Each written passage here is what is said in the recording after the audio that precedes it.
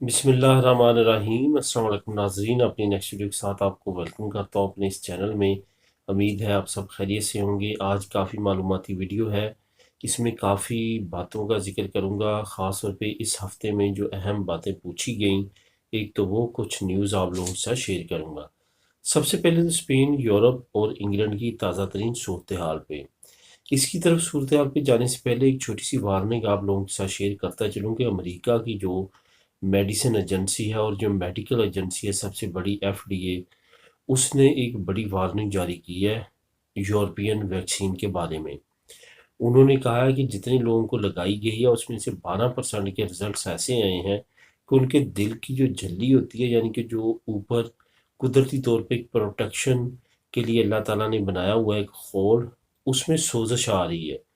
یہ 12% تک کی ریشو انہوں نے بتائی ہے، یعنی کہ اس ویکسین کو لگانے کی وجہ سے انہوں نے کہا کہ لوگوں میں دل کی بیماریاں سامنے آ رہی ہیں، اور انہوں نے کہا کہ یہ جو ویکسین ہے اس کی جب دوسری ڈوز لگتی ہے اس کے بعد یہ سچویشن سامنے آنا شروع ہوتی ہے، پہلی ڈوز پہ کوئی مسئلہ نہیں ہوتا۔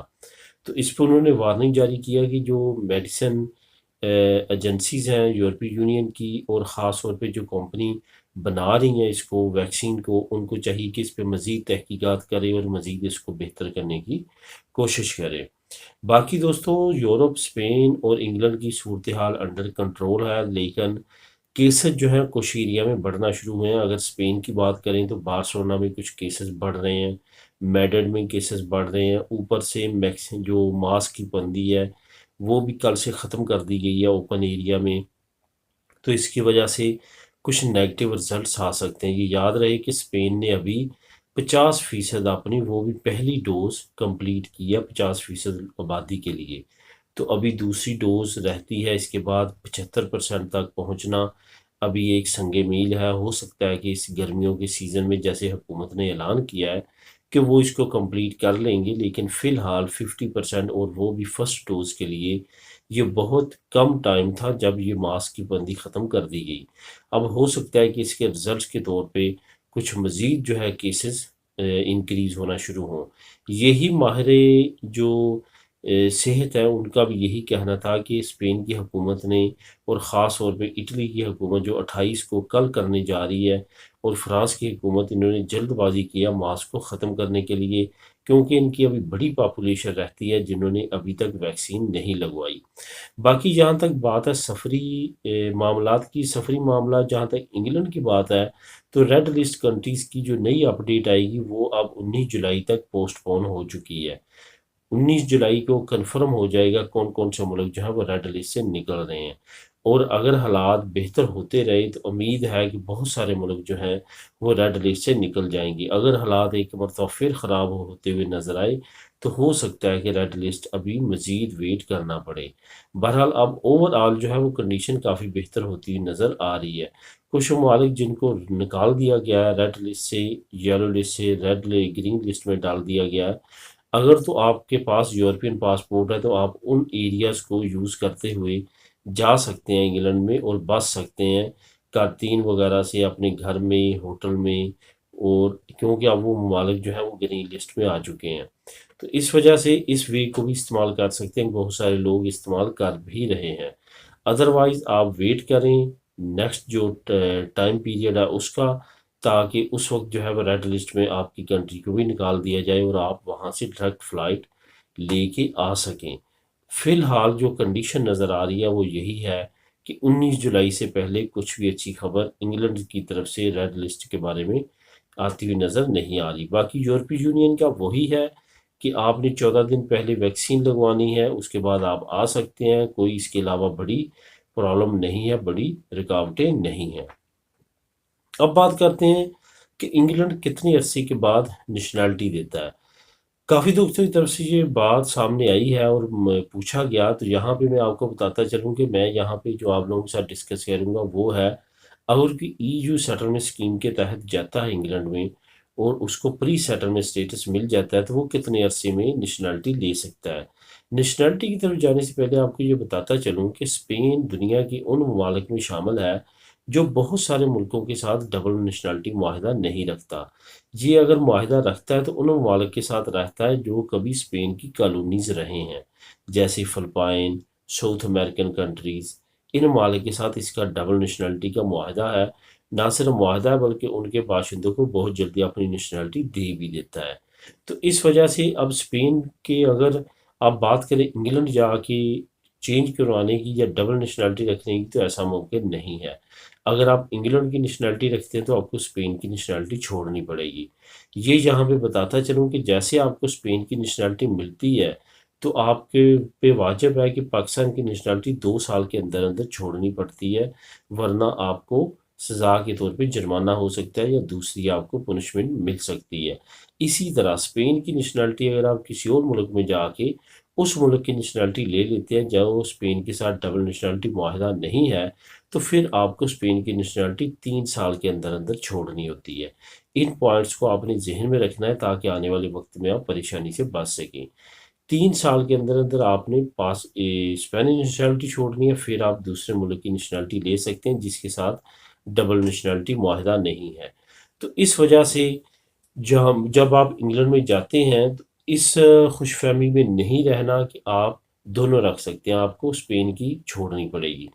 اب انگلینڈ کی جہاں تک بات ہے، جیسے آپ کو پری سیٹلمنٹ اسٹیٹس مل جاتا ہے تو آپ کو اس کے بعد 5 سال وہاں پہ رہنا ہے، تو آپ کو پھر سیٹل اسٹیٹس ملتا ہے۔ جب آپ کو سیٹل اسٹیٹس مل جاتا ہے تو پھر آپ نے جیسے آپ کو 12 مہینے اس سیٹل اسٹیٹس یعنی کہ 1 سال گزر جاتا ہے تو پھر آپ نیشنلٹی یو کے کی اپلائی کر سکتے ہیں۔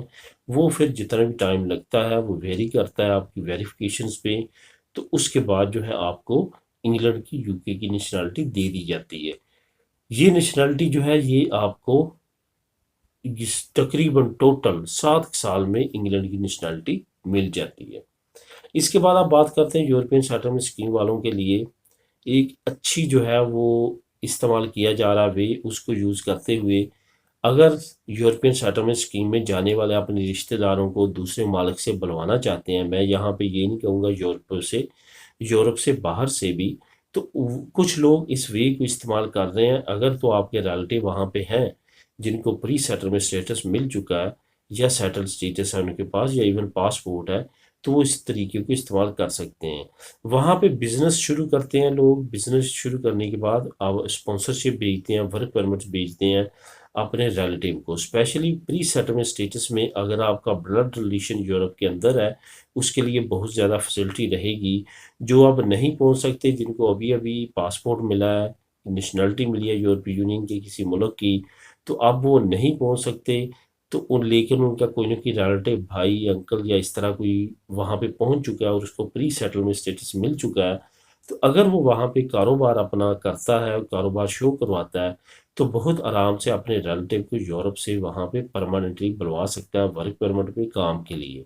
اس سے کیا ہوگا کہ وہ ایک تو جاتے ہیں ان کو کام کے سلسلے میں کوئی پرابلم، دوسرا ان کو لیگل سٹیٹس مل جائے گا، ٹیکس جانا شروع ہو چکا جائے گا، اور اس کے بعد ان کا سٹیٹس آگے کنٹینیو رہ سکے گا۔ اس طریقے کو بہت زیادہ لوگ استعمال کر رہے ہیں اور اس سے فائدہ اٹھا رہے ہیں۔ اگر تو آپ اس سے فائدہ اٹھانا چاہتے ہیں تو اس طرح تھرو پراپر چینل آپ بھی کر سکتے ہیں۔ اب یہاں پہ اسپین کی نیشنلٹی کے رد و بدل اور بچوں کی نیشنلٹی کی اپیل کے بارے میں بہت زیادہ کمنٹ آ رہے ہیں۔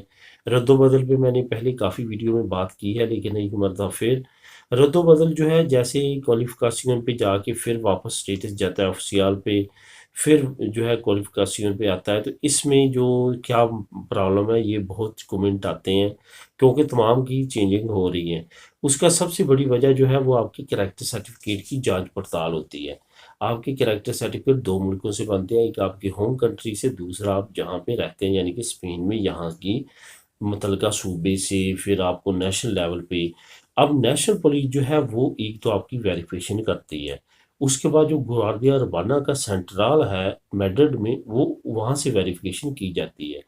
پھر ان کا سیکرٹ نیشنل پولیس ہے ایک، ان سے بھی ویریفیکیشن کی جاتی ہے۔ اس کے بعد ان کی ایک انٹیلیجنس ایجنسی ہے، اس سے بھی ویریفیکیشن کی جاتی ہے کہ یہ کہیں مطلوب تو نہیں باہر کے کسی ملک میں، یا اس طرح کی مجرم تو نہیں۔ جب آپ بالکل کلیئر ہو جاتے ہیں تو پھر آپ کی نیشنلٹی کا کوالیفیکیشن فائنلی ہوتا ہے اور آپ تقریباً 3 مہینے میں یہ پروسیس کمپلیٹ ہو جاتا ہے۔ اس کے بعد آپ کی نیشنلٹی پاس ہو جاتی ہے۔ لیکن بعض لوگ ایسے ہیں جن کی پھنس جاتی ہے، لمبا عرصہ چلتی ہے، اس کی یہی وجہ ہوتی ہے کہ اگلی ڈپارٹمنٹ سے ویریفیکیشن نہیں آ رہی ہوتی۔ جب آپ اپیل کرتے ہیں تو وہی ہوتا ہے کام کہ اپیل میں وہ ویریفیکیشن بہت جلدی کروانی پڑتی ہیں، کیونکہ عدالت کا حکم ہوتا ہے، جس کی وجہ سے جلدی نیشنلٹی پاس ہو جاتی ہے۔ ادروائز اپیل کا اور مین فنکشن کوئی اور نہیں ہوتا۔ تو اس طرح سے یہ کام کر رہی ہے، اور یہی وجہ ہے کہ اس کا سٹیٹس بار بار چینج ہوتا ہے۔ افسر پہ جا کے ویریفیکیشن ہوتی ہے، جب کمپلیٹ ہو جاتی ہے واپس کوالیفیکیشن پہ چلا جاتا ہے، اور چند دنوں کے بعد آپ کی فاورابل ہو جاتی ہے۔